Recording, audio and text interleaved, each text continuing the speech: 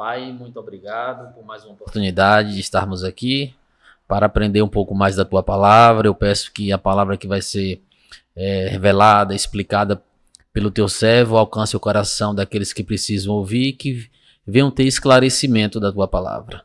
Em nome de Jesus, amém. Pastor Robério, mais uma vez aqui no programa, muito obrigado pela sua presença. É uma honra sempre recebê-lo. E a sua última passagem aqui foi uma bênção. O senhor está bombando aí na internet. E o pessoal gosta muito desse assunto que nós vamos tratar novamente, que é sobre a vinda de Jesus. Na verdade, é o fechamento do ciclo, né? O senhor deu uma aula de Gênesis e Apocalipse, mostrando que um estava totalmente interligado com o outro. Tudo que já aconteceu, né? Que vai acontecer, um dia já aconteceu, foi muito bem explicado pelo senhor. Mas hoje eu queria tratar de um assunto mais direto, também sobre a vinda de Jesus. Sim, sim. Né? O senhor pode se apresentar, as pessoas que já conhecem o pastor Rogério, mas eu vou começar logo com uma pergunta. Pastor Robério, perdão. Robério e Rogério sempre me atrapalham. É um prazer voltar aqui, desculpa, Léo. Nada. É um prazer voltar a esse programa e eu quero expressar minha satisfação em poder trabalhar com essa equipe maravilhosa e saber que Deus está nos logrando êxito no que fazemos é muito gostoso, é muito agradável. Eu queria partir do ponto de vista de que tratar desses temas requer um pouco de sensibilidade, requer um pouco de posicionamento estratégico, porque há muitas linhas teológicas aí deblaterando, né, se debatendo, e cada ponto de vista, como disse Leonardo Boff, seu xará, é a vista de um ponto. Então eu quero me posicionar da forma mais eclética possível, extraindo coisas aí de vários setores para a gente poder ter uma orientação mais próxima daquilo que é a nossa hermenêutica, a nossa exegese, que são os trilhos.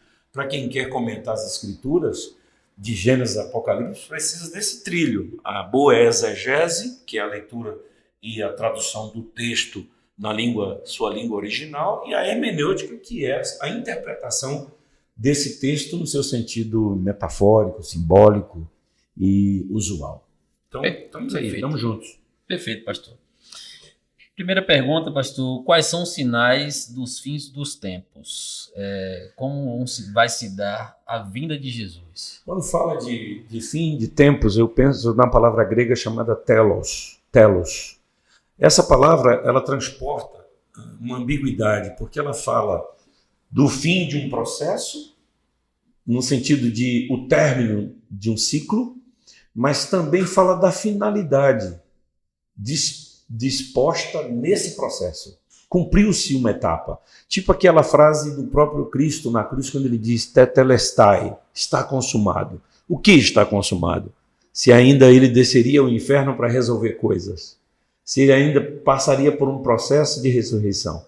Está consumado uma etapa, mas o propósito está em andamento. Então, dentro dessa perspectiva é que eu quero fazer você ter a sensibilidade de que a palavra Apocalipse, ela transporta em si esse telos, que é o fim de uma coisa e o começo de outra. Então, ela tem um término de uma etapa, de um ciclo, mas ela está iniciando um outro estado ou um outro estágio. Pensar Apocalipse tem que ser nessa modalidade, porque é sair de um estado de opressão, de um estado de corrupção, de um estado de miserabilidade, onde a figura humana está totalmente desconfigurada, está totalmente deslocada do propósito original, e Deus agora vai reposicionar essa humanidade nos trilhos do propósito inicial dele. Então, é fim de uma etapa, mas é início de outra. Os sinais que você pergunta, eles estão aí na geopolítica. Israel é o grande sinal. Desde que Israel voltou da Segunda Guerra Mundial, de 45, quando é repatriado e é reposicionado historicamente, formam 70 anos. A figueira que Jesus aponta lá, tanto em Atos quanto em Mateus 24, a figueira renova-se, está florindo. Israel já está nesse florescimento mundial. Israel é o grande sinal. Quem quiser olhar para um sinal, temos outros, terremotos em toda parte, tsunamis, guerra, rumores de guerra, mas isso sempre Israel teve, né? É o grande relógio, é o grande foco. Você quer ter o melhor sinal, tem que olhar para Israel. Vou perguntar de uma outra forma então, porque eu sei que você está curioso, fique até o final que vai ser fantástico hoje. Existe algum sinal que ainda não aconteceu para o retorno de grande parte das profecias já se cumpriram. Uma ou outra, tipo o arrebatamento, não se cumpriu ainda.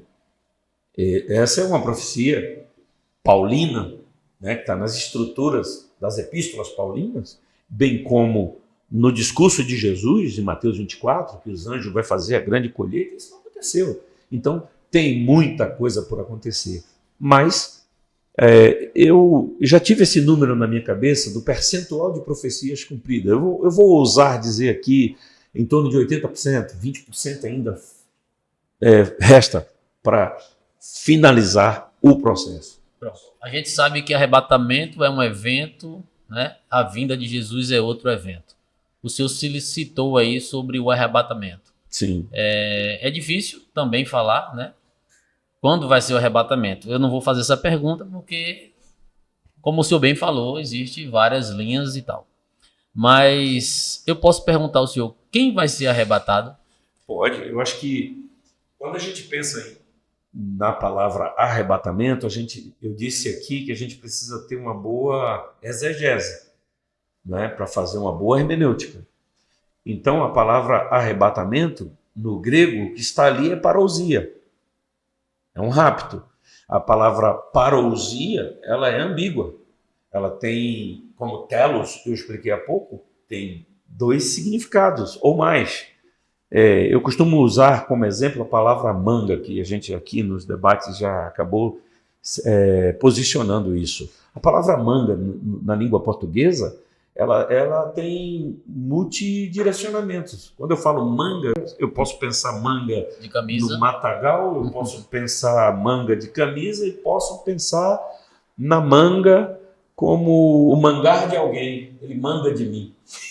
Então a palavra é polissêmica. Há uma polissemia nisso. Então, parousia é uma palavra que aponta para um rapto, um evento absolutamente repentino, mas também fala da chegada de um rei. A parousia acontece quando um rei vem com todo o seu séquito para tomar posse, para ser coroado, ou já está coroado, e ele vai liderar aquela cidade. Como Davi, no Salmo, se eu não me engano, 24, quando ele diz assim: quem é este rei da glória? Levantai, ó portas, a vossa cabeça. Ele estava vindo da guerra com seu exército, e essa vinda da guerra faz com que um povo esteja aguardando por ele, mas ele está vindo com um soldado vitorioso, glorioso, o chofar é tocado, as cornetas na cidade é tocada, avisando com o tequia gadol, né, o toque da grande trombeta. E Paulo, em Tessalonicenses capítulo 4, fala desse toque, desse vibrato, que são os toques que os judeus costumam dizer, usar historicamente. É o chofar, que mais tarde foi substituído por trombetas. Você tem o shevarim, que é o toque do vibrato, avisando que é para fazer a limpeza do arraial, porque o Senhor vai descer em 3 dias. O rei vai descer aqui, precisa estar tudo organizado. Sim. Você tem o tequia, que é um tipo de toque para uma reunião solene. Tequia gadol, que é um chamamento para toda a população, para uma revisão textual, como Esdras fez. E você, para os grandes ajuntamentos, você tem o teriaque. E são vibratos que, tocados, a comunidade entendia. Então, Paulo diz que quando Jesus estiver voltando, o anjo vai tocar o tequia gadol, que é o vibrato do toque para o advento do rei. O rei está chegando. Então, a palavra parousia, ela tem um aspecto de rapto, mas também da chegada desse reino, desse rei. imperiosa, né, dessa chegada poderosa, glamurosa. E a própria palavra em si deixa a gente desconcertado, porque uns vão pender para a explicação desse rapto, que é o arrebatamento.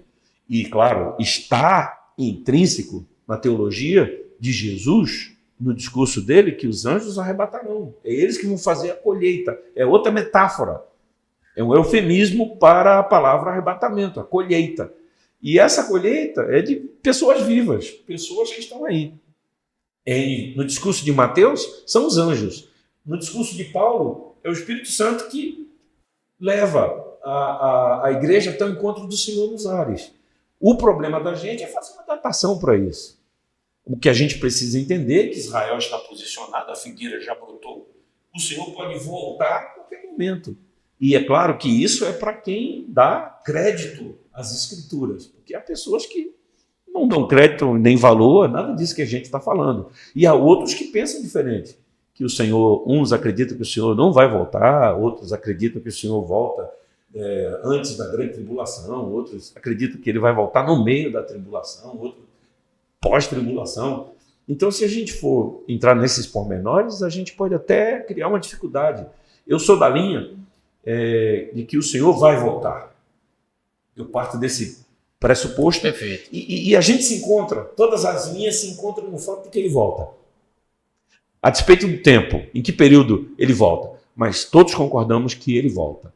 E voltando ele, o arrebatamento é um evento inicial para a igreja é deslocada, é chamada para fora desse mundo, porque a palavra eclésia já é esse chamamento, ela transporta em si esse sentido de chamados para fora, mas esse chamado para fora, no quesito salvacionista, tem a ver com o chamado para fora aqui no mundo, mas também é um chamado para fora pelo arrebatamento. Nós somos tirados do período da apostasia, em que o anticristo virá possuído por Satanás para reger as nações, governar as nações, fingindo ele ser o Cristo. Perfeito. Então, a igreja é tirada para que essa apostasia se estabeleça. Porque o Espírito Santo não vai participar disso. E quem leva a igreja é o Espírito Santo. E a igreja vai ao encontro do noivo. Aqui está o modelo figurativo de um casamento, como o casamento de Isaac e Rebeca. Naquele encontro que Isaac estava esperando, Eliezer, o Damasceno, servo de Abraão, que fez um juramento de trazer a mulher ataviada para Isaac.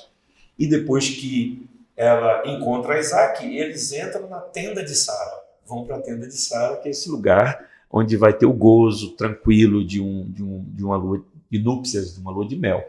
Essa figura, essa pré-figura dada para nós em Isaac, no casamento de Isaac e Rebeca, é o que aponta profeticamente para a volta do Senhor. O Espírito Santo, que é esse Eliezer representativo aqui, vai levar a igreja para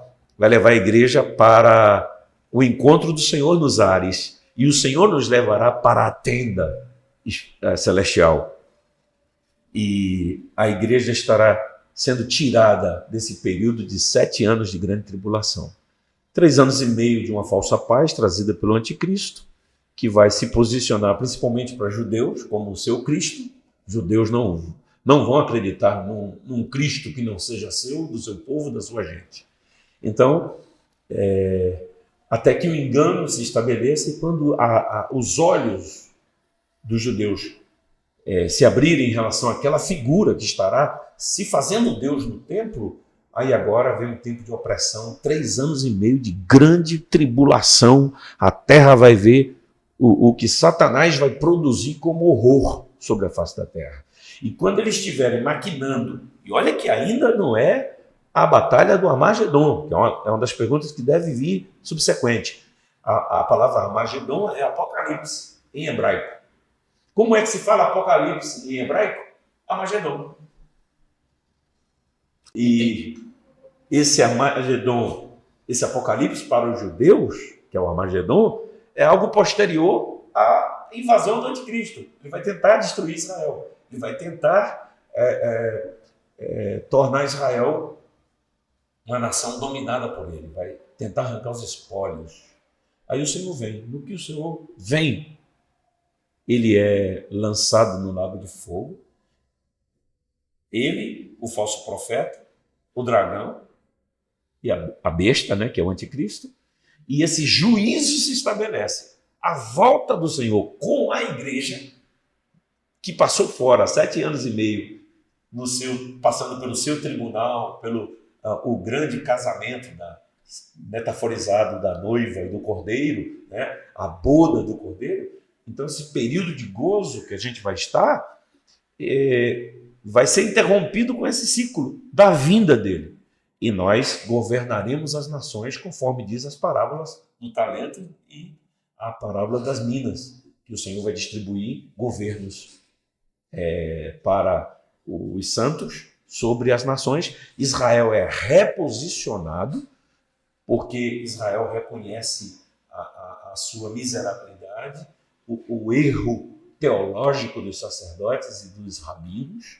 Eles vão reconhecer que o Cristo é aquele que está descendo para salvá-los. Irá um espírito de súplica e de quebrantamento, e a Bíblia diz, Paulo diz em Romanos capítulo 11, 12 e em diante, que todo Israel será salvo. Todo Israel desse período será salvo. Não importa se lá tem ladrão, se lá tem homossexual, se lá tem bandido de toda sorte. Naquele dia, todo Israel se quebrantará e olhará para o Senhor, e Deus trará um quebrantamento, um arrependimento, e todo Israel será salvo. Essa é a proposta escriturística. Isso tem a ver com o arrebatamento e a vinda. A parousia é isso, é um conjunto. Amém. Veja, compartilhe e comente. Você vê que eu não estou nem interrompendo, porque eu não quero perder nada. Eu te aconselho também a ficar até o final aí, porque é um assunto que minha esposa gosta, eu gosto, e tem muita gente que faz perguntas e fica até o final, viu? Vai ser bênção. Está sendo bênção. Pastor, a igreja foi arrebatada. Passaram-se todos esses períodos que o Senhor comentou agora, Jesus volta com a igreja, certo? Quem ficou tem a possibilidade de subir? Outra pergunta, já para a sua linha de raciocínio aí. Existe, a Bíblia diz, sobre o sinal da besta, que só vamos comprar, vender, negociar com esse sinal. Isso de fato é verídico? As pessoas que têm um sinal da besta, ela tem ainda a oportunidade de serem salvas ou já era? Ok. São duas perguntas com contemporizações distintas. Diferentes. A gente precisa observar o seguinte. Primeiro, quem ficou? Ficou em quê? Do arrebatamento? Se o arrebatamento acontece e alguém não logra subir, a vida continua. A possibilidade de salvação permanece cristocêntrica. O Espírito Santo certamente estará agindo dentro de outra perspectiva, porque fecha-se a porta da graça, e agora a gente vai voltar para um período em que você vai ter que provar que a sua fé é legítima pela doação da sua vida por Cristo. Mas o Espírito Santo também não sai. Ele saiu na dimensão da operação da graça, mas ele nunca sai porque ele é Deus. Tudo está acontecendo dentro dele. Não existe nada fora do Espírito Santo. Perfeito. E aqui eu preciso discernir as eras, né? Teve a era do Deus Pai, teve a era do Cristo Filho, regida pelo Espírito Santo. Quem levou Jesus para ser tentado por Satanás foi o Espírito Santo. Quem gerou Jesus no ventre de Maria foi o Espírito Santo. Quem conduziu o ministério de Jesus, a unção do Espírito foi sobre ele, e ele disse, está sobre mim para libertar os cativos. O Espírito Santo está regendo tudo. Quem dá dons à igreja é o Espírito Santo. Aí ele desce no Pentecoste. A era do Espírito Santo se estabelece. Estamos falando de telos, de períodos. E estamos falando de fechamentos de fases. Então Jesus falou, eu preciso ir, porque se eu não for, o outro Consolador não desce. Então eles estão trabalhando em harmonia. O Espírito Santo então será arrancado daqui, levado daqui, tirado daqui. E o que vai acontecer aqui? Israel volta para o centro do palco. A igreja subiu, Quem ficou agora vai estar regido pela mesma dimensão de fé que Israel está vivendo. O povo judeu agora é o centro do palco. Os holofotes estão voltados para eles. Mas os cristãos que ficaram certamente procurarão se aproximar das Escrituras e não terão mais a mesma graça como dantes. Mas eles terão o conhecimento de que eles precisarão dar a vida por Cristo. E a salvação vai consistir no confronto com o anticristo, na rejeição da proposta da apostasia.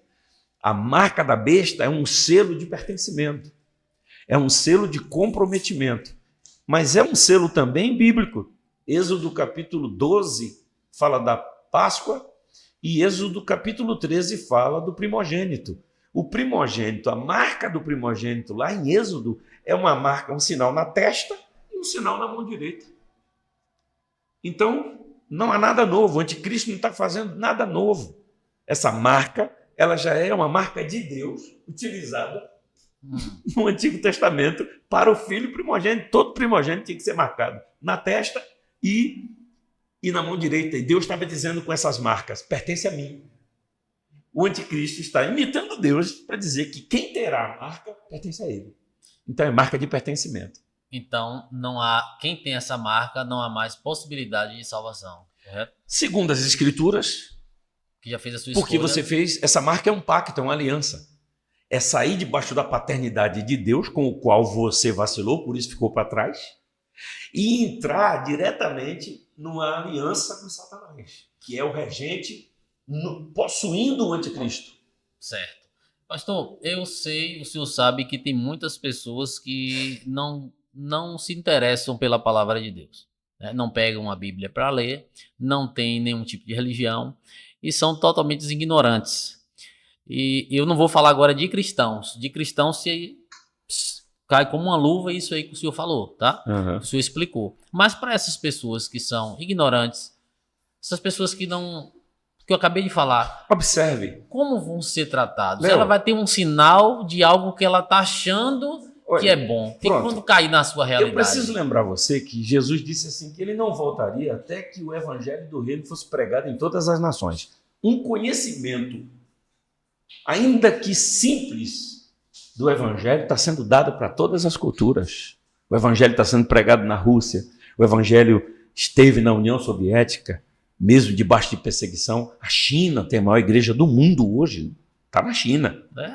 A maior igreja do mundo está na China. E China é comunismo pesado, tem matança, tem coisa pesada lá no Oriente.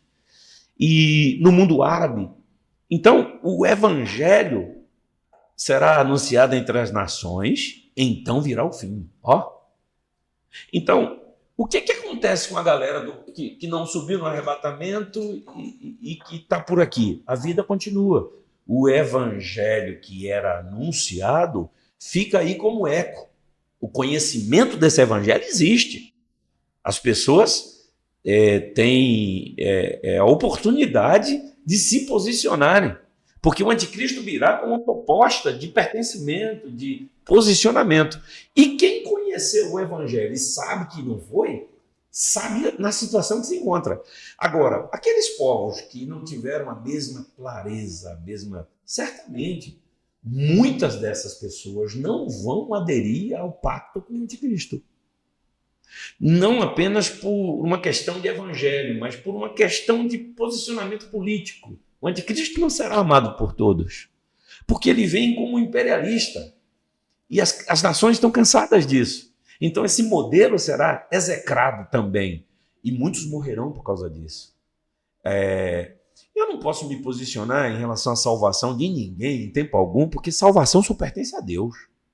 Mas eu posso me posicionar em relação àquelas pessoas que, em face do evangelho que escutaram e do evangelho que receberam no coração em algum nível, quando eles se posicionarem contra o anticristo, certamente estarão em favor do Cristo. E estará a favor de um projeto que é estará contra um projeto que é anti-Deus, que é anticristo. Isso já dá uma demarcação para uma espécie de julgamento diferenciado. Você concorda comigo? Sim. Que Deus não vai... O julgamento de Deus não tem a ver com aquele maniqueísmo, né? Ou é 8 ou é 80. Não, tem as amálgamas, tem o degradê do juízo de Deus. É porque, como o senhor falou, que o Espírito Santo não vai estar mais na terra, a graça já não vai mais poder ser facilitada. Mas o evangelho... Mas a graça ainda vai estar? A graça nunca vai... Deus nunca vai se ausentar da humanidade, até porque Israel está sendo reposicionado e a graça nisso. Compreendi. E a fé nisso. Porque se Israel se posiciona e está esperando Cristo, vai entrar a operação do engano. O que aconteceu com Eva? A serpente enganou Eva. Paulo diz assim, Eva foi enganada. O que é o engano? Você estava esperando o Cristo certo, mas veio o do Paraguai. Você concorda comigo? Que se é um engano, o povo judeu está esperando o seu Cristo, mas está sendo enganado por alguns que estão tramando a vinda desse falso Cristo. Mas muita gente está ali de coração, esperando o seu Cristo. Essa gente enganada vai abrir os olhos em um momento. E quando abrir os olhos, Israel é o luzeiro das nações agora. Volta aquela força para Israel centrípeta. Todas as nações têm que voltar a olhar para Israel, como era antigamente. Salomão construiu o templo e havia uma força centrípeta. As nações iam visitar Deus em Jerusalém. Que bênção. Depois, com a vinda do Espírito Santo, é que mudou a força, passou a ser centrífuga. Isso eu aprendi no curso de missões que eu fiz há quase 30 anos atrás. A força centrífuga. Ide por todo mundo e pregai o evangelho. Mudou a força. Israel deixou de ser o centro, porque Israel caiu. Na queda de Israel, diz Paulo, a igreja entrou. Nós fomos enxertados, zambujeiro bravo. A figueira selvagem foi enxertada na original e nós agora fomos enviados para o mundo para pregar o evangelho. Você está entendendo o que eu estou falando? Agora, esse quesito salvação, isso pertence a Deus, a Cristo. Eu não posso estar dizendo que tal nação não vai ser salva. Não posso, porque isso é muito subjetivo, isso é muito intrínseco, isso é muito particular. Paulo fala em Romanos capítulo 2 sobre a consciência do indivíduo. Se o indivíduo, na sua ignorância, cumpre a lei sem saber os elementos da lei, e ele tem a lei do seu povo, ele está debaixo de uma lei. Ele está debaixo de um módulo ou de um modo ético de princípios. Se ele é um observador do bem naqueles princípios, certamente a graça de Deus vai alcançá-lo. O povo de Israel será essa referência. E quando Israel se posicionar, Deus vai começar a fazer coisas extraordinárias através deles. Israel volta a ser o centro do palco das atenções. E Deus operará através desse retorno de Israel. Então, o anticristo vai ter muitos inimigos. Não pense você que é só os não arrebatados. Né? As nações mesmo vão perceber que é um engodo, aquilo é um engano. Parece, cara, aí é embuste. E vão começar a rejeitar. E ele vai cair, ele vai ser um imperialista, como eu disse, um imperador. Ele não é o último imperador, o último imperador é Cristo. Porque rei é rei de um reino, imperador é rei de reis. E Cristo é o rei dos reis e senhor dos senhores. Ele, Cristo, é o último imperador. Quando ele baniu o anticristo, ele se torna o último imperador e acabou. E ele é aquela pedra que Daniel fala que foi lançada sem mão, foi arremessada e cresceu e virou uma montanha para a eternidade. Então, a sua pergunta foi: o que vai acontecer com os que não foram arrebatados? A possibilidade de se lembrar do evangelho que receberam, da luz do evangelho que receberam. Pastor, e quem não recebeu a luz do evangelho? É possível isso acontecer? É. Eles terão que contar com a graça de Cristo, que em salvando Israel com todos os seus tropeços, também olhará para as nações. Cristo nunca deixou de olhar para as nações. Vou lhe dar um exemplo. O Deus que dá visões a Faraó dá interpretação para o hebreu. O projeto é conjunto. O Deus que dá visões para Nabucodonosor dá interpretação para Daniel. O hebreu e o gentil estão juntos. Você está entendendo? Perfeitamente. O gentio e o hebreu e o judeu estão juntos o tempo inteiro no projeto. Raabe se junta a Salmão e gera Obed, o pai de Davi, o avô de Davi. Ruth se junta a Boaz e gera a família de Davi. Quem é Ruth? Filha de Ló. Quem é Ló? Sobrinho de Abraão. Quem é Ló e Abraão? Dois gentios. Filhos de Abraão é filho de Éber, de onde vem os hebreus, que é filho de Sem, dos semitas. Você entende? Os troncos de Noé estão aí em todo canto. Deus ama aqueles três troncos: Cão, Sem e Jafé. Compreendi, pastor. Fique ligado, viu? Não perca nada, não. Rapaz, a gente pensa que é uma pergunta, que é uma resposta simples, mas o senhor sempre surpreende com uma explicação bem minuciosa. Louvo a Deus pela sua vida, pastor. Pastor, falar um pouquinho agora de dois eventos também distintos. Guerra de Armagedon, o que é que significa essa Guerra de Armagedon? Ok. Cristo desceu com a igreja. Anticristo, a batalha do anticristo lá, ele já foi punido. Cristo está reinando. Pense agora que ele veio estabelecer o milênio. Satanás foi preso e posto no abismo. Tem uma prisão para Satanás. Okay. Cristo já desceu. Já desceu com a igreja. Reinando. Acabou, Satanás é posto no abismo por 1000 anos. Certo. O anticristo, o falso profeta, foram lançados direto na geena. Saíram de cena. Cristo está reinando. 1000 anos de paz. Cristo vai reinar aqui na terra ou reina nos ares? Ele reina na terra. Na terra. Ele vem em carne. Ele vem em carne. Ele vem como homem, outra vez. Ele vem naquele formato do pós-ressurreição. E a igreja vem com ele? Vem com ele. Todos nós entraremos naquele formato do pós-ressurreição. Já na Nova Jerusalém? Ele comia peixe e atravessava a parede. Ele disse para Tomé: toca em mim, porventura eu sou um fantasma? Se fantasma tem carne e osso, está lá em Lucas, capítulo 24 ou 22, alguma coisa assim. Ele pergunta, ele indaga os discípulos: porventura fantasma tem carne e osso? Toca em mim. Aquele toque não foi só de Tomé, todos eles precisaram tocar para comprovar a ressurreição. A ressurreição não foi só uma probabilidade para Tomé. Não, todos eles tocaram nele. Viram as feridas, as marcas, e depois está lá em Atos que, com provas robustas, incontestes, a ressurreição foi demarcada para nós. E Paulo diz assim: se Cristo não ressuscitou, é vã a nossa fé. Então, Cristo virá, descerá com a igreja, nesse plano carnal e espiritual, porque Cristo é a fusão desse encontro. É o Adão carnal e o Adão espiritual juntos, restaurados. Porque Cristo, quando ressuscitou, pegou o primeiro Adão e elevou a dignidade que ele perdeu. Isso é reconciliação. A reconciliação é isso. Porque Deus estava em Cristo reconciliando consigo mesmo o mundo. Deus estava em Cristo, reconciliando consigo o mundo e reconciliando todas as coisas nos céus, na terra e embaixo da terra. Cristo é Ele mesmo, corporalmente, a divindade. Quem disser que Ele não veio em carne é anticristo, está lá em João, 1 João.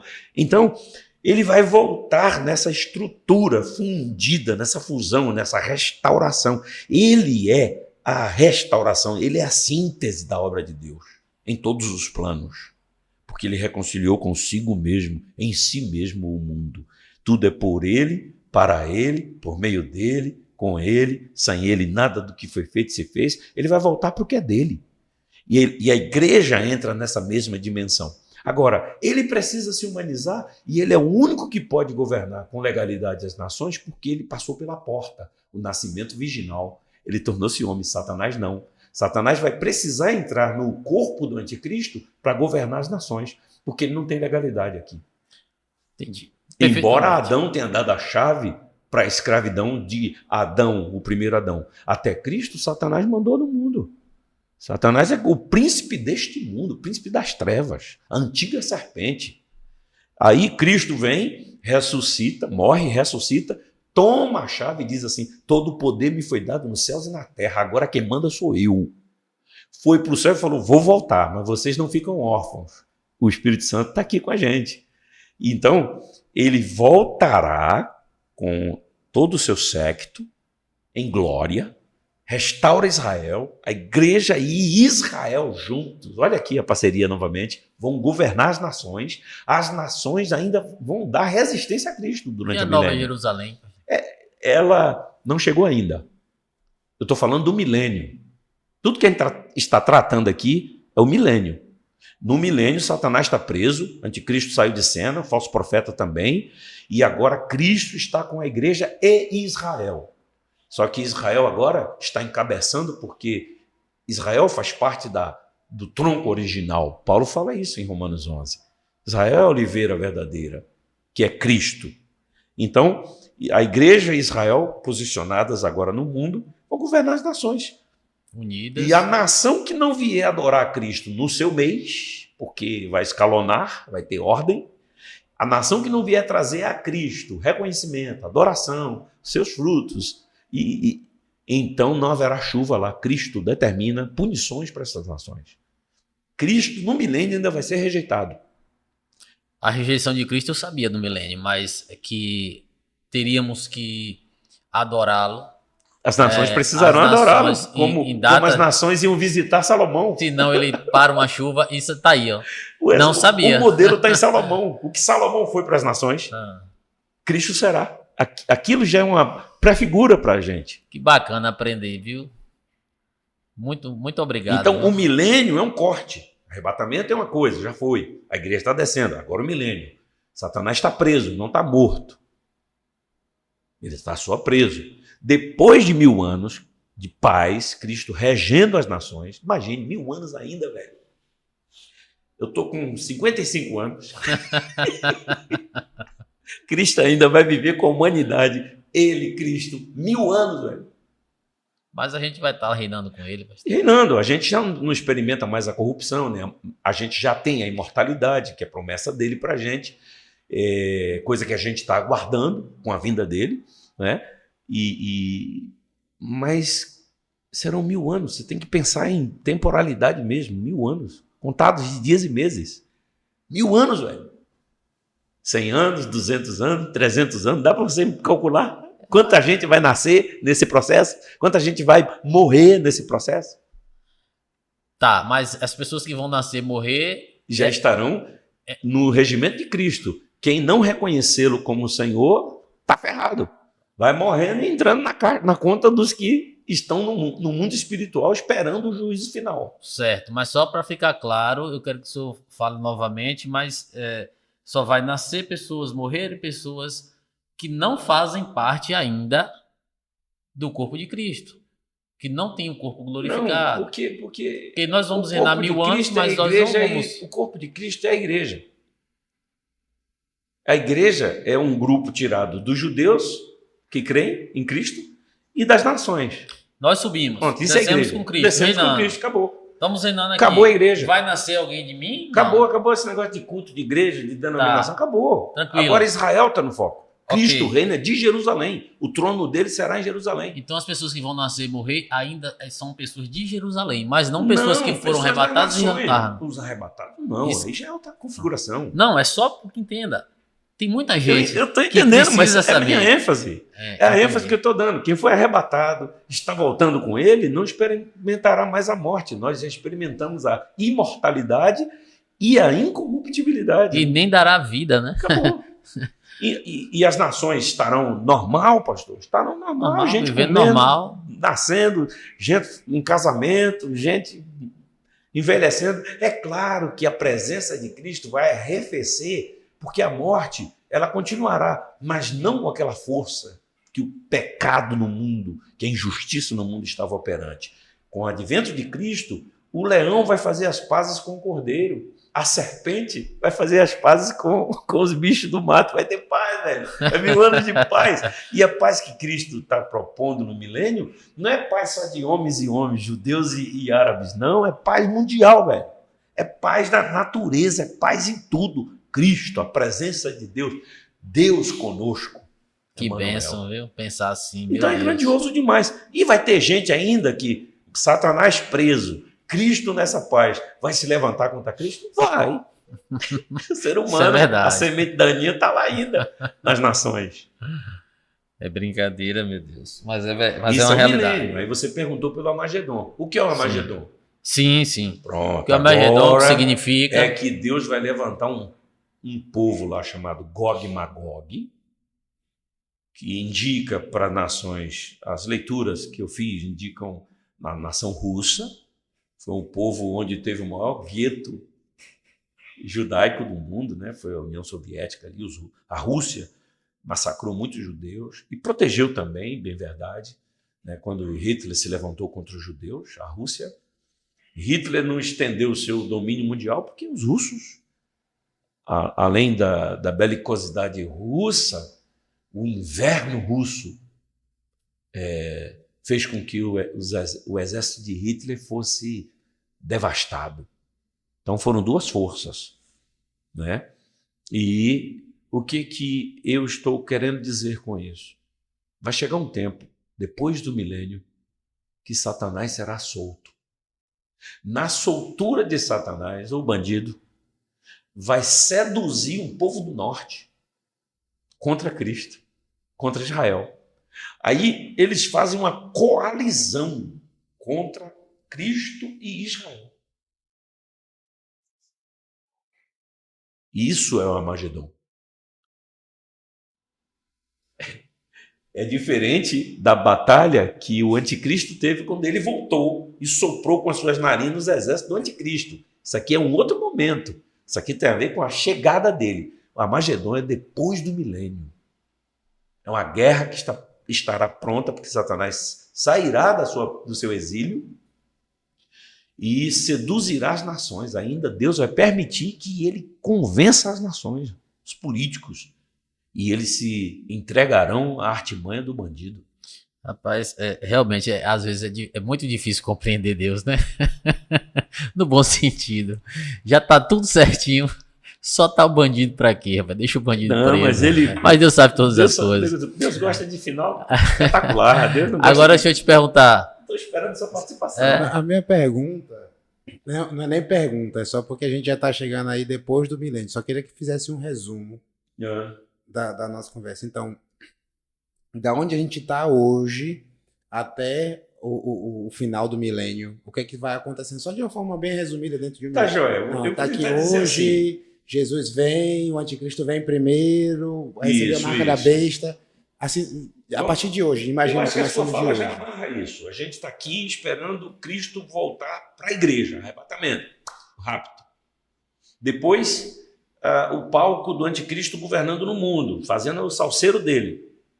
Depois o anticristo armando uma guerra contra Israel. Ele engana Israel. E aí Israel abre os olhos. No que ele vai destruir Israel, Cristo chega e fala, peraí, rapaz. E com o sopro das suas narinas. É claro que isso é uma metáfora, né, para falar da autoridade de Cristo. Cristo bane o anticristo e seus exércitos.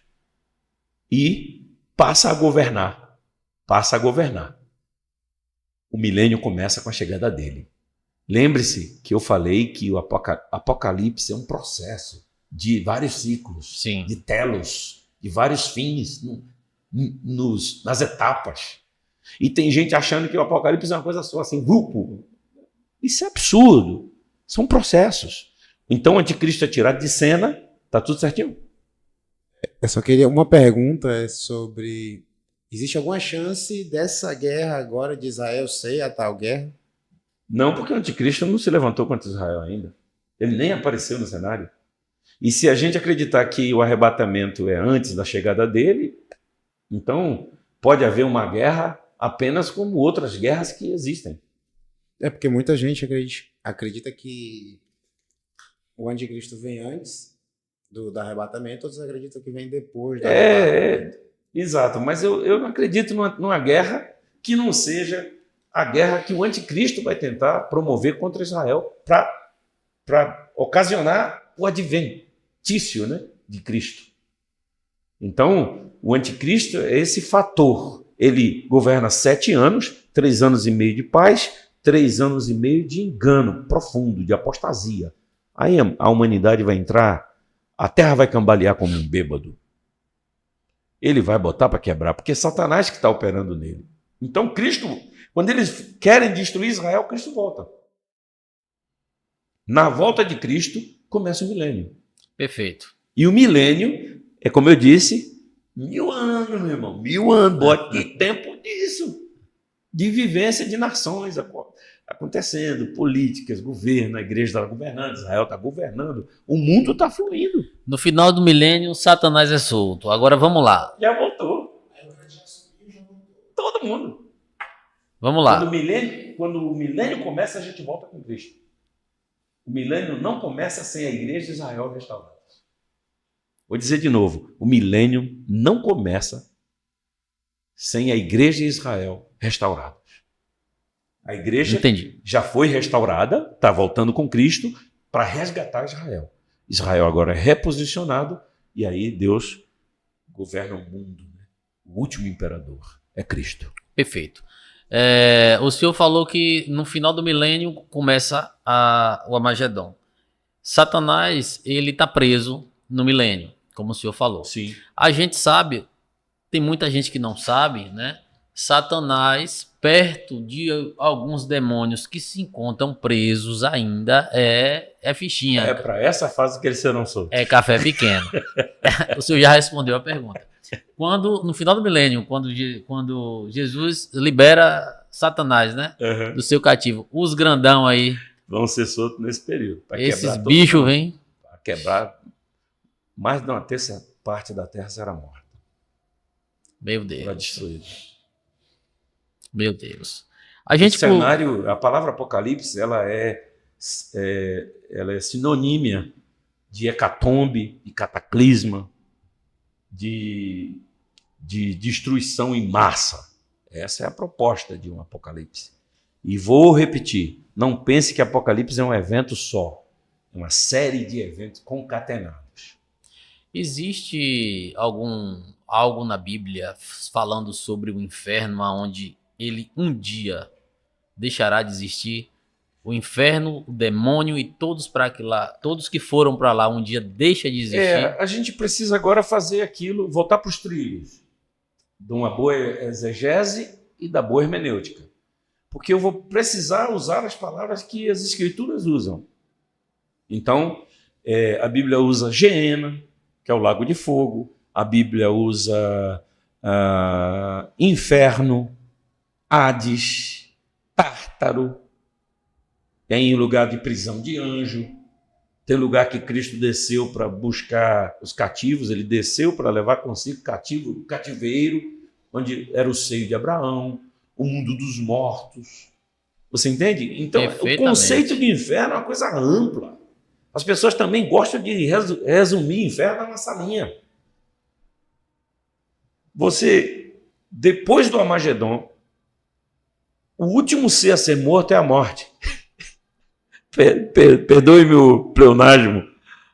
A morte será o último inimigo a ser morto.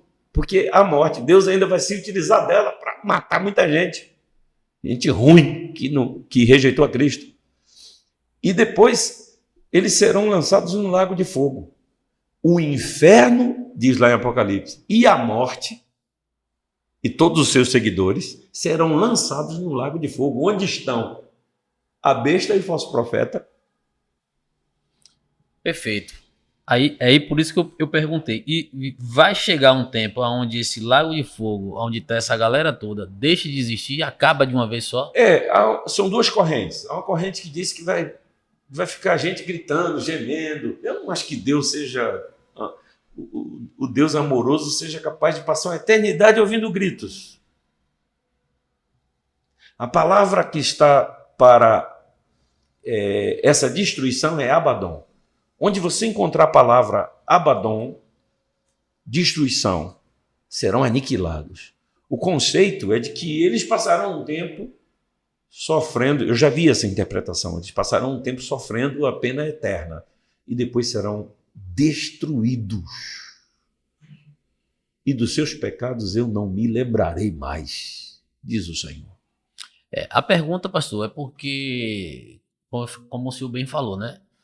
Ninguém sabe de tudo, nós não somos o dono da verdade, Exato, mas a gente claro. tem que trazer esclarecimentos, porque da forma que o senhor também já viu essa interpretação, eu também já vi. E só que assim, nós crescemos ouvindo, olha, se não aceitar o Senhor, você vai para o inferno e vai sofrer lá eternamente. Né? Logo depois de muitos anos depois, eu vejo uma interpretação dessa, onde que você vai sofrer eternamente, mas um dia Deus vai acabará com o inferno, o lago de fogo, os demônios, seus anjos. Mas isso não vai contra o conceito de eternamente? Se é eterno, não é eterno. A aniquilação eterna pode ser, Deus tem poder para destruir tudo, eternamente desaparece, acabou. Eles não serão mais lembrados. Mas eu já ouvi a teoria de que eles passaram todos pelo inferno, passaram um tempo e Deus os perdoará lá no futuro. Já vi essa tese também. Não comungo com ela, mas já ouvi. Eu tenho conhecimento dela. Pastor, quando é que a Terra, e se é que isso vai acontecer, será totalmente destruída? A Terra nunca será destruída. Está em Eclesiastes que a Terra permanece para sempre. A Terra vai passar por um processo de renovação. Pedro disse que os céus se enrolarão como pergaminhos. Então, nunca esteve na ideia de Deus destruir a Terra, no sentido de destruir, explodir a Terra, não.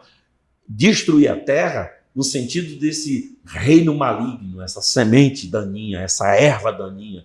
É uma renovação, passará pelo fogo. E a Bíblia diz que a Nova Jerusalém vai descer sobre a velha. E céus e terra serão uma só grei. Ou seja, não existe essa teoria. Quem afirmar para você que a terra será destruída está lendo qualquer livro, menos a Bíblia. Mas a gente precisa esclarecer, porque... É bom. Eu estou aqui para isso. Exato, porque... Vou dar um exemplo. Eu ouvi... Não foi comigo, não, né? Mas estava próximo de mim e eu pude escutar, aonde uma moça estava explicando para outra moça que a Terra iria se acabar com água, né? Maremoto e tal, e fogo. E a Nova Jerusalém, quando descesse, é como se encaixasse, descesse do céu e encaixasse na Terra. Mas a Terra, para encaixar na Terra, a Terra tem que estar aqui. Você entende? Então esses prédios que nós vemos hoje, não é tudo assim, isso vai ser destruído, pedra, fogo. Deus vai tirar, vai enrolar como pergaminho essa abóbada celeste nossa aqui, lua, sol, isso tudo vai sair.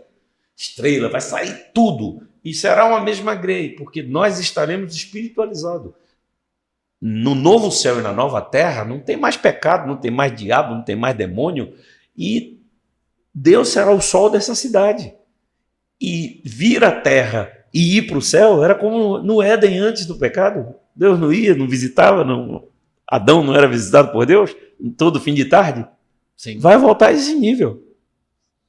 É um retorno para o paraíso, amigo. Como é a grandeza de Deus, né?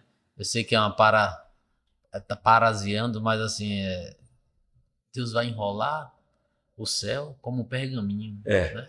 Você quis dizer parafraseando. Parafraseando, perdão, uma palavra que a gente usa muito problema. Aqui, né? Imagine, né? Ele vai enrolar. Essa é a grandeza, enrolar. É um tapete que ele enrola e diz assim, acabou, agora eu sou o sol daqui. Que grandeza, né? E é uma só grei, ou seja, é uma ala só. Que benção. Anjos e nós e anjos, humanos e seres espirituais dialogando com Israel e com a igreja, e está tudo jóia. Cristo é a fusão desses dois mundos no seu corpo. Só para a gente esclarecer, pastor, porque eu acabei não fazendo a pergunta, vai estar um pouco agora fora de contexto, mas eu acredito que com essa pergunta agora a gente fecha esse ciclo. A gente pode até ir para o final, está sendo uma bênção, mas eu acho que ficou muito bem esclarecido. Sobre o trono branco, a gente não falou. O grande trono branco. Pronto. E o juízo final. Pronto. Então pensemos assim, arrebatamento já foi, Cristo, a grande tribulação aconteceu, o anticristo é morto, tirado da terra, veio o milênio, Satanás é preso, 1000 anos de paz sobre a terra, Cristo governando das nações com carne e osso, Gente mesmo, fabricando, trabalhando, construindo, sociedade dominada por Cristo, civilizada, mas ainda tem as intempéries. Perfeito. Aí Satanás é solto depois de 1000 anos em um dia, porque se ele vai passar preso 1000 anos, eu tenho que entender que é 1000 anos, é um dia depois de 1000. Perfeito. É no 1001. Aí ele é solto, ele vai seduzir as nações. Pronto, as nações se levantam contra Cristo, começa o Armagedon, que é o Apocalipse agora, Apocalipse Now, né? que é o Apocalipse na linguagem dos judeus, Meguido. E Cristo vence o diabo, o Leviatã, Cristo vence a antiga serpente, Cristo vence Gog e Magog, e depois de vencer Gog e Magog, lançar essa galera toda na geena, expurgou tudo, está tudo resolvido, agora vem o grande trono branco. O juízo final é depois do milênio, depois desses julgamentos de demônios, de Satanás, de anticristo, a besta, o chifrudo, o que for, as serpentes, vem o grande trono branco. O que é o conceito de branco nesse grande trono? Para falar, primeiro, o grande, porque é de Deus. Ele é o soberano. Depois, para falar branco, porque é de muita justiça, de muita limpeza, muita clareza, muita pureza. Então, se estabelece esse trono branco, o mar dará os seus mortos, a terra dará os seus mortos, os mortos sairão todos do Hades, do inferno, de onde quer que estejam, porque eu disse para você que o inferno será lançado no inferno, que é a geena. Perfeito. Então, a gente está falando de coisas distintas. Então, todos os mortos e vivos estarão diante do Senhor. Agora, calcule comigo. A igreja, o trono branco, não é para a igreja, porque ela está salva. Não é para Israel, porque foi restaurada. Não é para aqueles componentes das nações que respeitaram a Cristo e honraram a Cristo. Para quem é? Para os condenados. Se Satanás já foi lançado no seu inferno e os seus seguidores também, para quem é esse julgamento? Claro que é para aquela galera que pisou na bola, rejeitou o Cristo. De todas as nações, do Adão, primeiro Adão para cá. Ele então vai só esclarecer o porquê que está lançando no inferno. Porque vocês estão aí, ó. Vocês rejeitaram meu filho. Vocês não obedeceram os meus mandamentos. Então, beijinho no ombro. Tchau, tchau. Isso é o grande juízo. Agora os crentes ficam amedrontando outros. O juízo final está chegando. Para, rapaz. Isso não tem nada a ver com você. Não tem nada a ver com a igreja. A igreja vai passar por outro trono, né? O tribunal de Cristo. Já aconteceu lá no período do arrebatamento. As bodas. Antes de voltar. Jesus... Acabou. E não é para condenação de ninguém. Aquilo ali é para galardão, velho. Estão sugerindo um debate atolemado, a meu ver, aí entre dois grandes nomes da Assembleia de Deus, porque querem discutir se vai ter tristeza no céu por causa do tribunal de Cristo. Rapaz, me deu uma garapa de limão balão. Tanta coisa importante para a gente se portar. Eu quero saber se no céu vai ter tristeza, porque Deus vai enxugar toda lágrima. Deus está dizendo que o céu não é lugar de tristeza, meu irmão. Você já está lá, você já está no Championship, você já faz parte do time, você já está salvo. Agora, o que você construiu aqui, o que você fez, você amou mais, você honrou mais, você se dedicou, Deus vai te dar presente, Deus vai dar um novo nome para todo mundo, Deus vai honrar todo mundo será honrado. Agora, uns serão mais privilegiados que outros, não. Uns receberão mais galardão, meu irmão, porque foram mais... Deus escolheu eles para uma missão mais complicada. E Deus decide a quem ele quer dar o galardão. Não foi assim com José? O galardão desse período está na restauração prefigurada em José. Quando seus irmãos o reconhecem, ele faz um banquete, bota todo mundo à mesa, dá presente para todos os seus irmãos, mas para Benjamim ele dá o Sefer, o Cassé, que é a taça de prata. Ora, não são todos irmãos? Por que não deu taça de prata para todo mundo? Tem Benjamim, meu irmão. Quem é Benjamim? O irmão mais novo. É o irmão mais novo, queridinho dele. Irmão de barriga de Raquel. Todos são irmãos, são 11 irmãos, que inclusive maltrataram ele. Mas é Benjamim, o queridinho dele, que ele vai colocar no ombro. José coloca Benjamim assim como um menino que escala a perna no pescoço do irmão mais velho, e o irmão mais velho sai transportando. Essa é a metáfora. Então, o tribunal de Cristo é para galardão, ó, receba presente. Abraão deu presente para todo mundo, mas para Isaac deu a sua herança. Perfeito, pastor. Entendeu? Tá lá na Bíblia, é só ler a Bíblia. Perfeito, pastor. Vou beber até a sua água. Pode beber. Pastor, não tem tanto a ver com a vinda de Jesus, mas é uma pergunta que essa semana eu vi minha esposa fazer.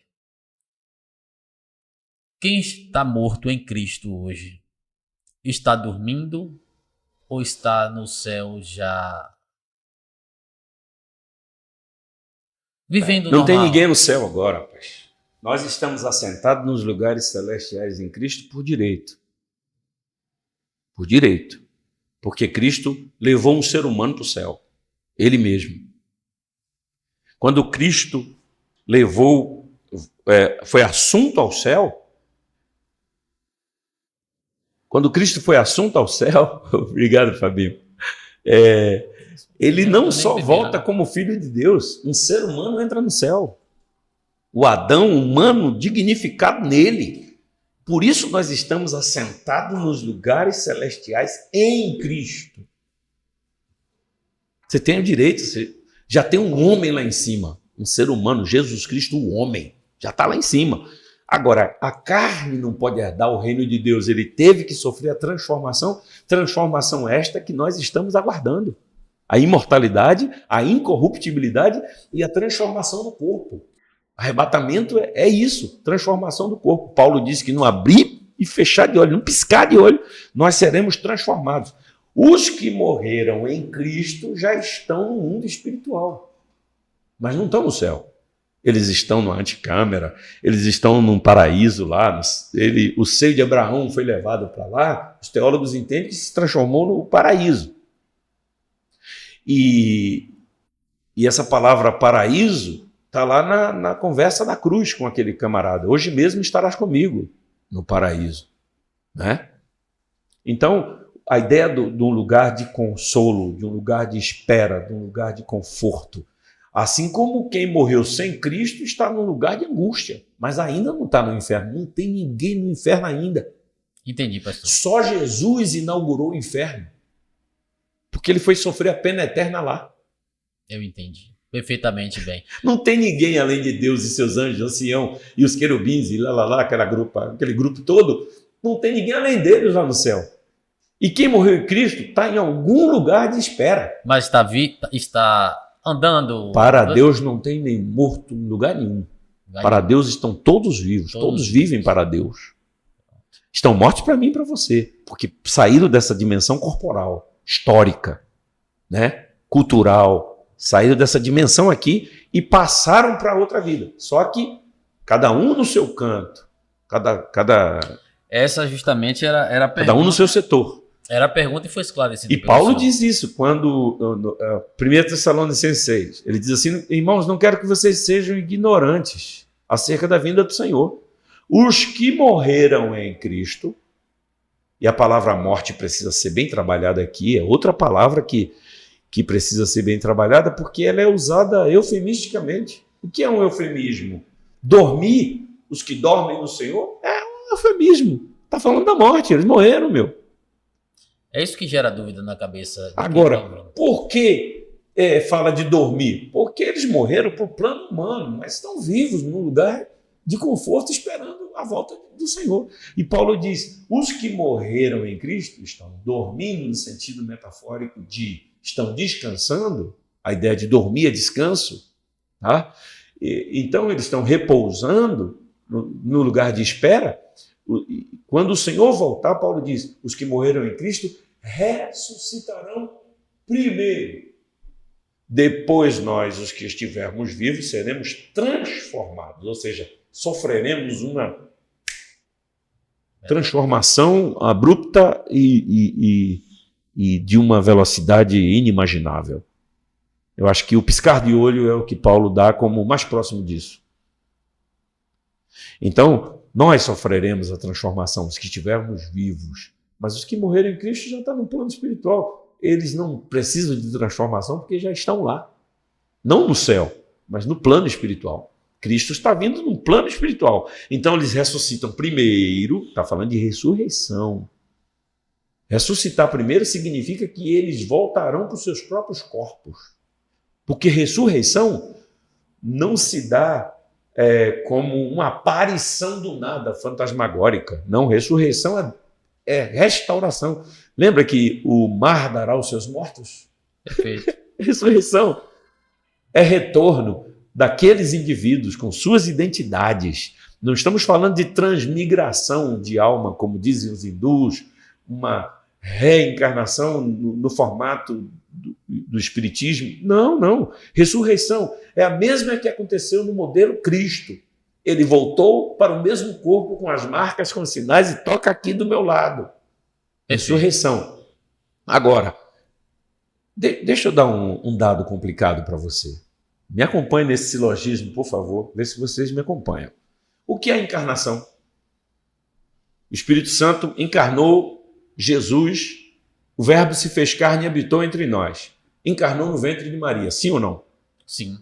Então, encarnação é a obra do Espírito fazendo com o que é espiritual se torne humano. Isso vai dar complicação. Estamos nela. Essa palavra aí vai... Eu não estou nem aí, eu trabalho com a verdade. Vem comigo. Jesus reencarnou. Não, peraí, rapaz, deixa eu trabalhar aqui. Você já foi lá na frente? Não, Deus é mais, deixa eu me benzer. Fala então, vá. Explique. A encarnação do Verbo, não é o Espírito, Filho de Deus que se torna gente? Sim. E o Verbo se fez gente, humano, e habitou entre nós. Sim ou não? Sim. Pronto. A morte não é a separação do Espírito com o corpo? Perfeito. Sim ou não? Sim. E o que é voltar o mesmo Espírito para o mesmo corpo? Reencarnação. Pronto. Foi o que Jesus Agora, fez. Ressurreição, para acontecer, tem que haver a reencarnação. O espírito tem que voltar para o mesmo corpo. Aí esse corpo, juntado com o espírito, é levantado. Porque ressurreição é suscitar outra vez, é levantar outra vez o que estava morto. Perfeito. Só que a palavra foi apropriada aí e tomada de assalto por uma banda de religião.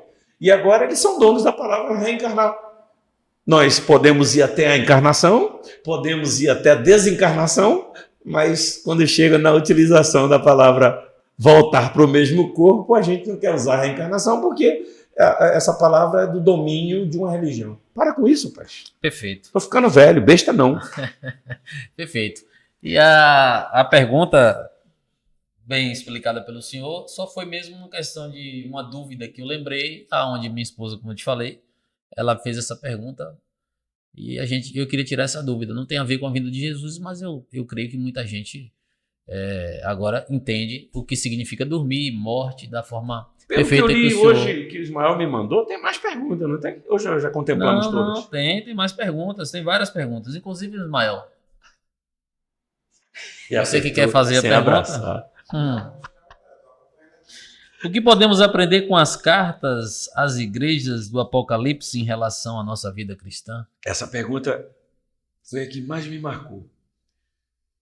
Porque as 7 igrejas da Ásia, elas são igrejas geográficas. Elas têm pontualidade histórica. São igrejas reais, de gente real como nós.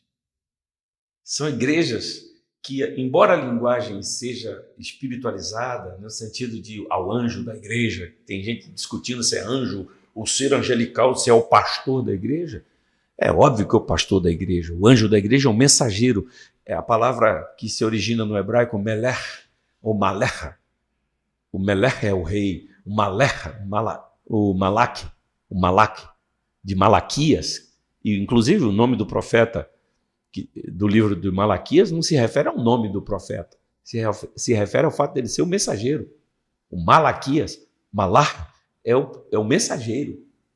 Olha. Então, a palavra anjo no Antigo Testamento é Malach Yavé, o anjo do Senhor, o mensageiro do Senhor. A palavra anjo é mensageiro. Então, quem é o anjo do Senhor? O mensageiro do Senhor, o cara que está ali levando a mensagem de Deus.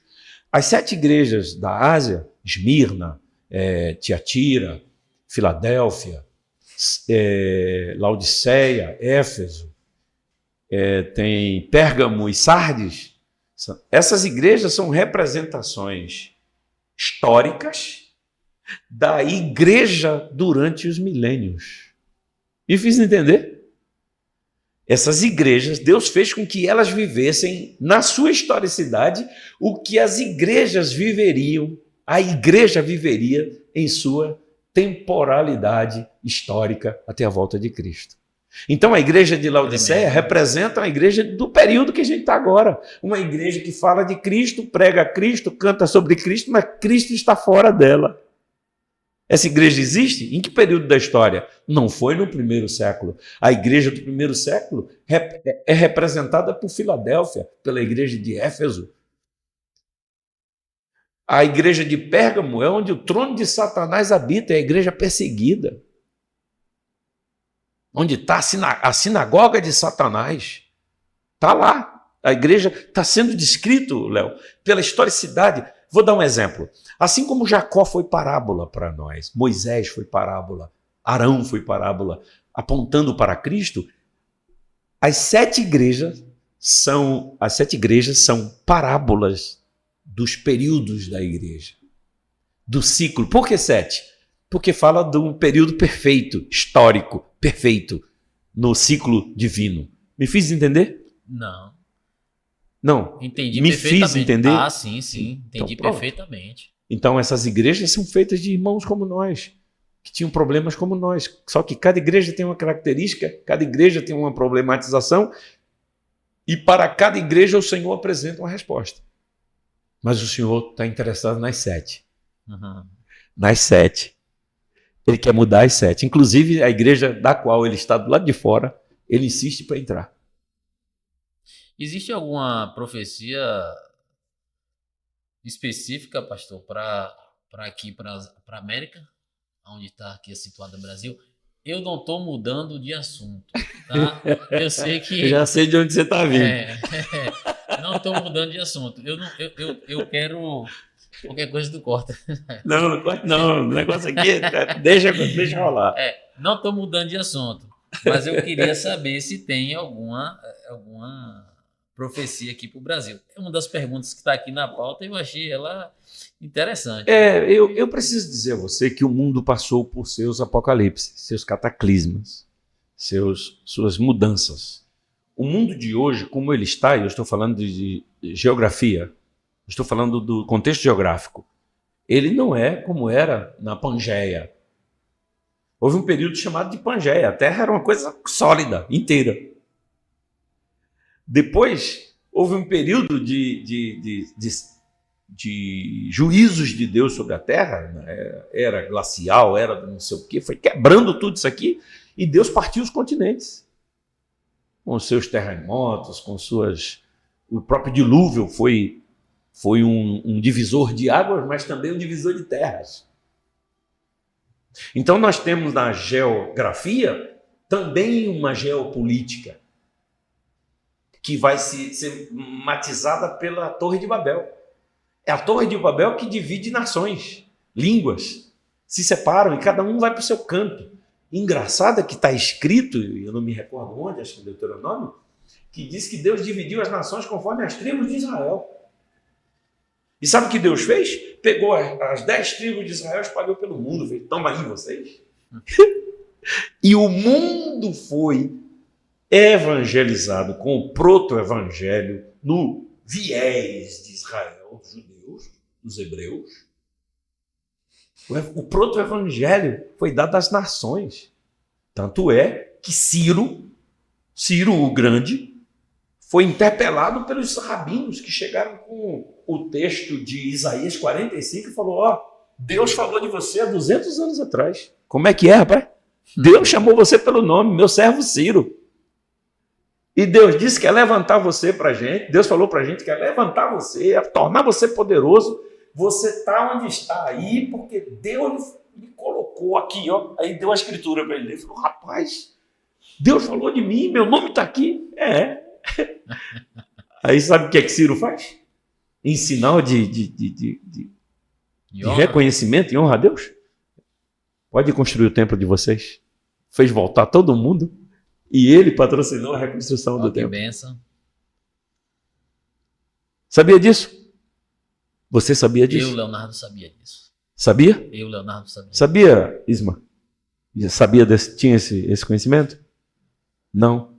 Então, o Ciro é alguém que é gentil, que em contato com Israel, que eu já mostrei esse modelo no Faraó, em José o Hebreu, em Daniel, em Nabucodonosor. Agora eu estou falando de Ciro. O Dario, o Medo-Persa, né? O Medo, foi quem lançou Daniel na cova dos leões. E ele viu Daniel saindo, ileso. Será que esse cara não temeu a Deus? Então, quem é Dario? O cara que jogou Daniel com 80 anos na cova dos leões. E ele vem pelas beiras e Daniel, acontece de seu Deus ter deixado você vivo? Ele falou, estou aqui, está todo mundo jejuando, só eu comendo aqui. Os leões não fizeram nada, o rei. E aí o rei, rapaz, quem tem uma experiência sobrenatural dessa que não muda o coração? Diz para mim. Ninguém. Você tá doido, cara. Então, desculpa a palavra, até burrice, né? Com certeza. Depois de uma experiência dessa... O Cornélio, de Atos capítulo 10. O anjo apareceu na casa do cara e falou, Deus está ouvindo tuas orações. E tem mais, está vendo tuas esmolas. Só que você não conhece Jesus, e você precisa conhecer o Cristo. E sabe quem é que está com a experiência do Cristo? Um preconceituoso que está orando lá em cima da laje em Jope. Vai lá na casa de Simão Curtidor e muda a cabeça dele. Ele vai te dar uma preciosidade e você vai dar uma outra preciosidade para ele. Sabe quem é Cornélio? O cara que abre a porta dos gentios para a pregação do evangelho. É o primeiro cara que sinaliza a saída da igreja.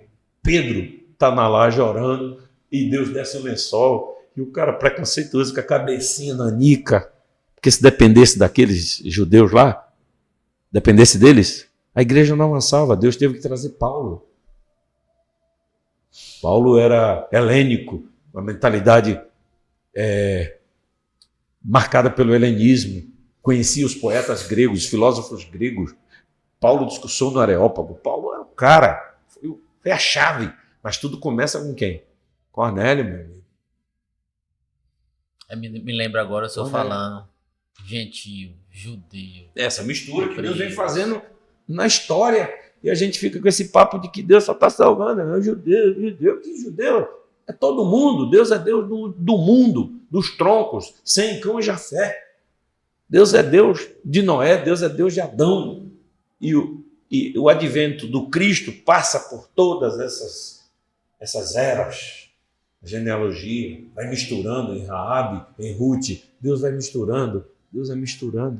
Quando os gregos começaram a se interessar por Jesus, Jesus entendeu que o tempo dele estava chegando para a crucifixão. Eu estou muito satisfeito, pastor. Ismael, alguma pergunta?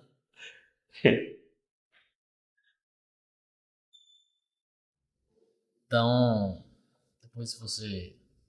Eu queria só, depois a gente conversar em um próximo episódio, que tenho certeza que o pastor vai ter experiência no assunto, onde tem um ponto de vista que traz tudo isso aí, só que ele analisa tudo isso como se fosse alienígena.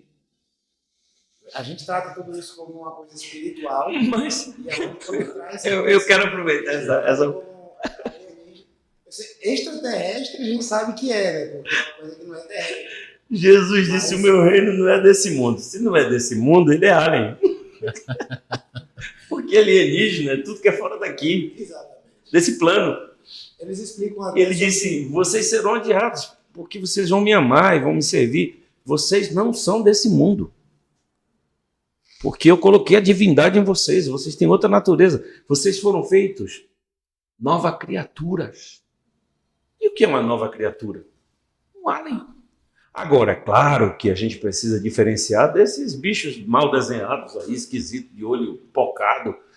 Isso aí cada um crê no que quer. É certo também que existem civilizações que deixaram marcas na história e tem coisas que não dá para a gente explicar como foram feitas. As pirâmides do Egito, a engenharia daquilo ali é extraordinária.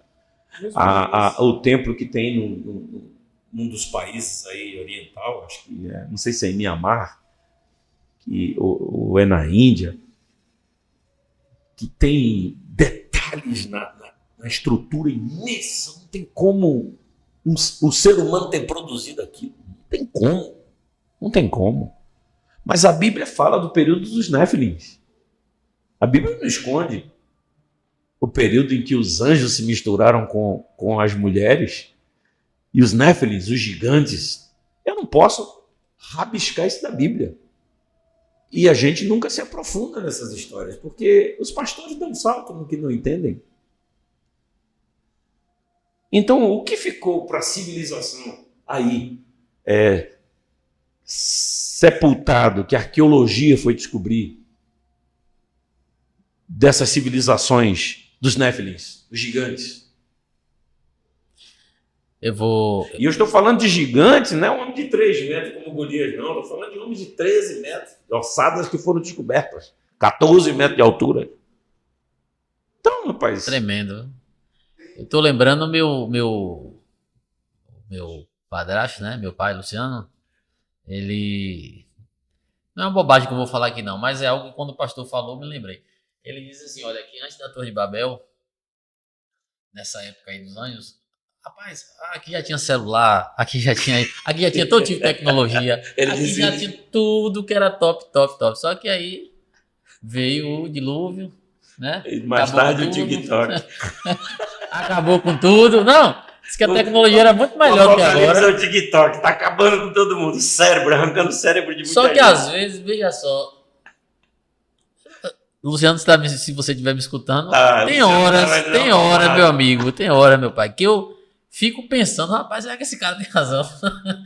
Porque assim, poderia ter uma tecnologia muito avançada e acabou com tudo, veio de luz, acabou com tudo, a gente começa do zero. Porque tem coisas que a gente tenta entender aqui na palavra e a gente não consegue. O senhor falou agora aí das pirâmides, o senhor falou dos gigantes, o senhor falou de coisas que o homem não tinha a capacidade de fazer naquela época. Com certeza, né? Com certeza. Aí eu venho aqui pensando, ele fala da Torre de Babel, que se Deus não intervisse, o homem chegaria aos céus. Entendo que é uma metáfora, mas... hipérbole, né?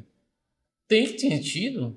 Como é que faz uma torre de qualquer jeito? Vai cair. Não, tem que ter engenharia. Tem que ter uma engenharia, tem que ter uma tecnologia, tem que ter uma expertise. A própria Arca de Noé foi um mistério. Então, assim, a Arca de Noé, tudo bem. Ainda... Até essa explicação, né? Na época de seca, e ele pegou a árvore. Onde é que ele foi buscar essa árvore? Mas aí eu vou dizer que foi o próprio Deus que... Bom, eu só estou querendo pontuar que coisas imensas entre o céu e a terra tem mistérios ainda para serem descobertos. Mas você vê que faz sentido o que eu falei, que ele diz que aconteceu? Faz sentido, sabe? Às vezes, eu não creio, tá? Me perdoe, Luciano. Não no celular, quem está no celular lá do outro lado Não, arrebatamento. Mas que a tecnologia... Eu vi um cara explicando sobre o arrebatamento de Elias. Assim, se uma pessoa fosse explicar que alguém entrou num disco voador, então em um foguete, e ele entrou e foi levado para o céu, ele ia explicar exatamente desse jeito, que ele entrou em uma carruagem de fogo. Exato. E foi levado. Elias é um exemplo disso. Então é isso, você pode pegar aquela interpretação e levar para o lado espiritual, ou você pode levar para um nível... Outra coisa, quem me garante que perto de Elias, Eliseu, deserto, ali perto do Jordão, não tinha outras pessoas por ali vendo aquele evento? Se Eliseu viu, foi escondido para os outros? E se alguém testemunhou isso? E como é que narraria? Como seria a narrativa de quem está vendo aquilo? A Bíblia fala de pássaro de ferro, né? Exato. A Bíblia fala do pássaro de ferro, que hoje a gente sabe que é um avião, mas a passagem foi escrita pássaro de ferro. Tem um versículo lá em Deuteronômio que diz assim: as coisas escondidas pertencem ao Senhor. Sim. As reveladas pertencem a nós. Ao homem cabe revelar. A Deus o mistério é esconder. Está escrito. A grandeza de Deus tem esconder. Ninguém vai nunca prescrutar os oceanos na totalidade. Está escrito. Deus fez tudo formoso ao seu tempo e pôs a eternidade no coração do homem sem que esse possa descobrir as obras que Deus fez. Não vai descobrir para cima, não vai descobrir para baixo. No horizonte aí pode andar, não vai descobrir. Porque a Deus pertence ocultar. Eu lembrei agora de Raul Seixas. Ele disse que o homem não usa 10% da capacidade humana da mente. Mas com tanta maldade no coração, se for usar, meu amigo, pensa aí no destroço que não vai ser. Mas eu lembrei dele porque os 90% está tudo aí oculto. Se Deus dissesse assim, não, você vai usar a sua capacidade máxima, o homem era para viver 1000 anos. E houve uma decadência, juízo de Deus, e chegou a 70, o limite de Deus. Isso pode ser a parte cerebral. E também, Deus foi reduzindo a capacidade mental, velho. A sua auto-recuperação. Porque aí você para olhar, você fica doente e você se cura. Às vezes a gente toma remédio para auxiliar no que está nos curando. Então agora imagina se antigamente o seu cérebro tinha a capacidade de se te autocurar muito mais rápido. Aham, exato. Eu queria só pontuar, Léo, que Sim, mas... nós temos uma moção de ação de graças a Deus pela vida do pastor Rogério, que acaba ele fornecendo a gente a possibilidade de estar aqui, dialogando. Fica aqui minha moção de gratidão pela vida dele, pelo ministério dele. Você fez um trocadilho com o nosso nome lá no início, e agora eu me lembro de resgatar essa honra. Que bom. Né? Ele é nosso pastor. Sim. E tem sido um instrumento de Deus. Nada disso aqui teria sido facultado para nós sem a operação dele, Sim. debaixo da autoridade de Deus. Eu quero render graças a Deus pela vida do nosso pastor. Amém, pastor. Eu sempre troco os seus nomes, o senhor sabe, né? Não é por maldade, eu sempre troco. E também, sim, louvo a Deus pela vida do pastor Rogério. Ele realmente é uma bênção, é um homem de Deus. Eu queria um homem ele aqui voltado. Debatendo. Vai vir. Já chamei algumas vezes. Já chamei algumas vezes, mas o pastor, às vezes, por conta de agenda, não consegue estar. Mas ele vai estar aqui com a gente vai trazer um assunto bacana. E aí eu quero o senhor no dia. Eu tô junto. E aí eu quero aquela briga boa. O nome do peixe é Pinote. Tamo juntos.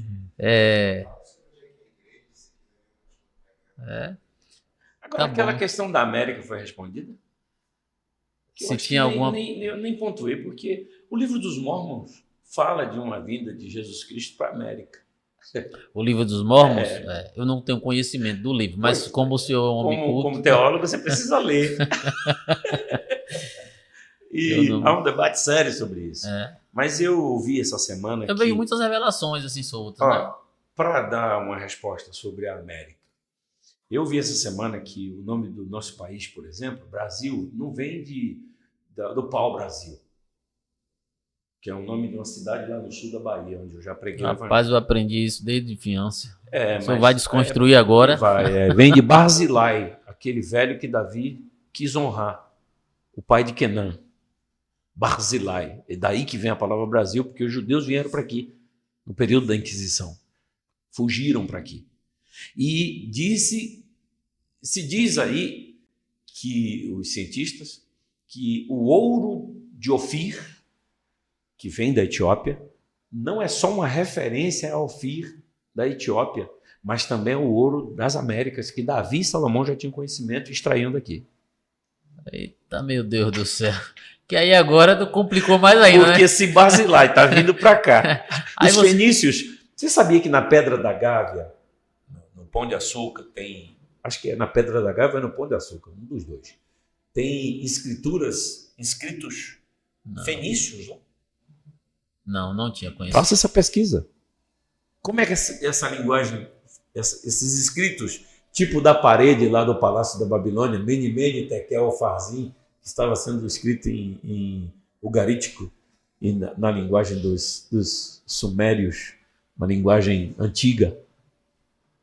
Está lá na Pedra do Rio de Janeiro. Se cair no Enem. Fenícios. Quem descobriu o Brasil? E agora? Pedro Alves Cabral era judeu, velho. Ai. Você precisa ler o livro, eu recomendo a leitura do livro A História Secreta do Brasil, de Gustavo Barroso. A História Secreta do Brasil, já li esse livro. Está em PDF, pode baixar. E leia. Colombo também tinha vínculos, os caras que estavam com a navegação, tinham conhecimento náutico, eram judeus. O Brasil, a Bahia, foi povoada de judeus. Aqui tem judeu aí batendo aos borbotões. Mas eu quero dizer para você que os fenícios... Eu não sabia dessa antes informação. de Pedro Álvares Cabral, dessa galera aí, bem antes, os fenícios já navegaram para aqui e deixaram sua marca nas inscrições lá na Pedra do Rio de Janeiro. Tem palavras deles escritas. Não, isso aí eu creio, pastor. Eu não sabia da pedra que o senhor está falando que tem, mas sim, né? A gente sabe que já tinha habitações aqui. A civilização de Machu Picchu, que é no Peru, tem as formações das pirâmides egípcias. Como é que os negócios lá do Egito ganham forma semelhante aqui na América, nas entradas da selva? Há indícios de que na linguagem indígena de certos povos daqui do Brasil, o hebraico já está presente nessas línguas. Eu creio. Eu creio. Entendeu? Como veio o índio para cá? Pois é, não nasceu do nada, né? Teve uma caminhada. Do nada, índio nascendo assim. É isso, eu sei que não nasceu do nada, né? Então, não brotou da chuva, agora, exatamente. A gente começou falando de Apocalipse, está voltando para a origem, né? Mas não, foi muito bom, é muito rico aprender com o senhor. E você que está nos ouvindo, compartilhe, né? Nos siga lá no canal. Você vê que o homem é um homem, Deus vem usando na interpretação da palavra. O senhor tem um conhecimento muito grande. Eu louvo a Deus pela sua vida também. Obrigado. O senhor honrou o pastor Robério e eu quero honrar também a sua vida. Lhe dizendo muito obrigado. Houve uma troca de novo. Uma troca de novo. Rapaz, eu sempre troco, nunca vi um negócio. Eu não vou deixar passar em branco.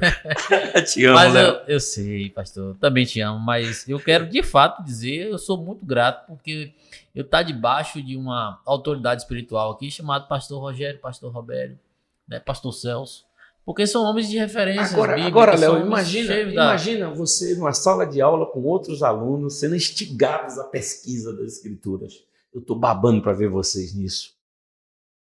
Eu estou sonhando com vocês estudando teologia. Não sei como é que Deus vai fazer, mas vocês vão estudar teologia. Eu estou profetizando aqui que vocês vão virar bucho para estudar a palavra. Amém. Amém, de coração, pastor. O amém já está dado. Não tem negócio de conversa. Eu quero agradecer a você que ficou até o final com a gente aqui. Espero que você tenha gostado, espero que você tenha aprendido, né? Lembrando que tudo que o pastor Robério falou agora, teve algo importante que ele disse. Olha, isso aqui não é para cristão. Então eu torço para que Jesus te encontre, para que você encontre ao Senhor, que você faça uma aliança com Ele, porque nada disso aqui, vai te portar. É bom você saber, mas você vai estar reinando, você vai estar na glória, você vai estar salvo, você vai estar recebendo o galardão. E não preocupado, meu Deus, o que é que eu faço agora? Porque teve gente que sumiu, desapareceu, e você se desesperar, enfim. E você ouviu tudo o que ele falou aqui, de anticristo, de besta, de juízo final. Então, encontra Cristo, Ele é o caminho, a verdade e a vida. Não tem outro caminho a não ser por Ele. Amém? Pastor Robério. Pastor Robério, Deus abençoe. Deus abençoe a sua vida. Agradeço demais. Eu sou seu fã de carteirinha. Se tivesse uma carteirinha assim, eu botava no bolso. Pastor. Entendeu? É fã, né? Fã de carteirinha. Porque realmente eu louvo a Deus. Então, 2 desafios. Eu desafio vocês a lerem A História Secreta do Brasil, do Gustavo Barroso. E recomendo também a leitura do Livro dos Mormons, tá bom? Para você que vai fazer teologia, né? Com a perspectiva de conhecer fazer uma imersão no conhecimento. Eu fiz teologia. A Bíblia diz: examinai tudo e retende o bem. Verdade. Você que quer ouvir esse homem pregar, praticamente de domingo a domingo, tá? A igreja fica na rua Otávio Mangabeira, número 300. Hoje é o dia. Aqui em Amaralina, tá? De frente para a praia, ponto de referência, um posto de gasolina aqui, o Kimuqueca, fazer uma propaganda gratuita para eles. Sim, claro. Tá? A referência é isso. A igreja Pituba Igreja Lírio dos Vales, Pituba. Tá bom? Então você vai ser nosso convidado, aqui é a casa de seu pai. Venha ver esse homem com... E os demais que aqui pregam, né? Os nossos pastores. Sim, não, aqui só tem homem abençoado, aqui só tem homem de Deus. Mas eles estão te vendo agora. Eu queria que você trouxesse aqui o mestre Delamare para a gente dialogar, viu? Deus abençoe. Amém. Tamo junto. Já fica a dica, já tá anotado. Pastor Dela, Delamare. te amo, Dela. Já tá ao vivo o convite, viu? Obrigado, Deus abençoe sua vida. Boa noite a todos. E uma boa noite. Ismael vai ter que fazer um bocado de corte aí no final, me atrapalha todo. Não, nada.